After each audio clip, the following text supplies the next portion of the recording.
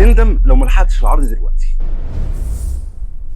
الشركات دلوقتي ما بقاش محتاجين يقنعوك ان المنتج كويس، هم بس محتاجين يقنعوك ان انت هتخسر كتير لو ما اشتريتش المنتج ده حالا، وده مبدأ اسمه الخوف من الخسارة. الفكرة دي اتكلم عنها كتاب Thinking Fast and Slow، وقال ان وجع الخسارة اقوى على مخك الضعف من فرحة المكسب، وده السبب اللي بيخلي الناس تاخد قرارات غريبة شويتين. يعني تلاقي ناس مكملة في مشروع خسران، في شغل ما بتحبوش، في علاقة مؤذية. ليه؟ لأن العقل بيخاف من الخسارة اللي هتحصل دلوقتي أكتر بكتير من الخسارة الكبيرة اللي هتحصل بعدين. وهنا الشركات والاعلانات بتستغل النقطه دي في جمله عرض لفتره محدوده، ما تفوتش الفرصه، اخر قطعه. الاعلان هنا مش بيركز على المكسب، هو بيركز على خوفك من الخساره. وهنا الحل، قبل ما تاخد اي قرار شراء او استثمار حتى، اسال نفسك سؤال: الحاجه دي لو مش موجوده دلوقتي قدامي، هل هنزل وادور عليها وادفع فيها نفس الفلوس اللي هدفعها دلوقتي؟ لو الاجابه لا، يبقى غالبا انت بتشتري خوف من الخساره، مش عشان الحاجه دي فيها قيمه حقيقيه ليك.